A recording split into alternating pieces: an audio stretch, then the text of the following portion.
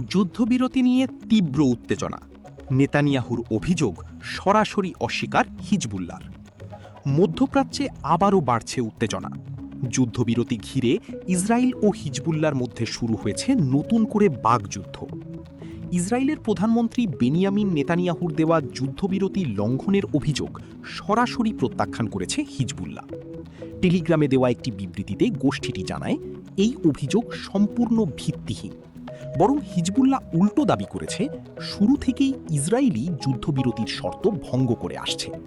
গোষ্ঠীটির অভিযোগ, অস্থায়ী যুদ্ধবিরতি ঘোষণার প্রথম দিন থেকেই ইসরায়েলি বাহিনী নিয়ম লঙ্ঘন করছে এবং লেবাননের দখলকৃত এলাকাগুলোতে সেনা উপস্থিতি বাড়াচ্ছে। শুধু তাই নয়, দক্ষিণ লেবাননে ঘন ঘন হামলা ও বোমাবর্ষণকে তারা ইসরায়েলি আগ্রাসনের প্রমাণ হিসেবে তুলে ধরেছে। হিজবুল্লাহ বলছে, তাদের পাল্টা হামলাগুলো কোনো আগ্রাসন নয়, বরং ইসরায়েলের আক্রমণের বিরুদ্ধে বৈধ প্রতিরোধ। রদ বিপজ্জনক সতর্কবার্তা।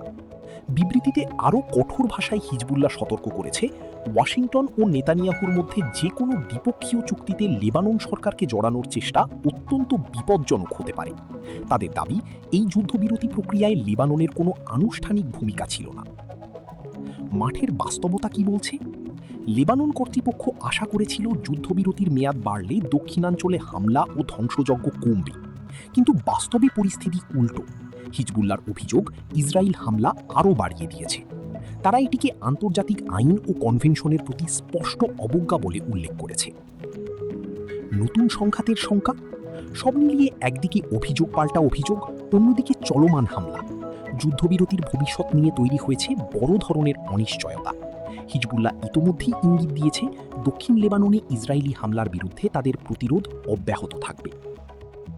মধ্যপ্রাচ্যে শান্তি না নতুন যুদ্ধ?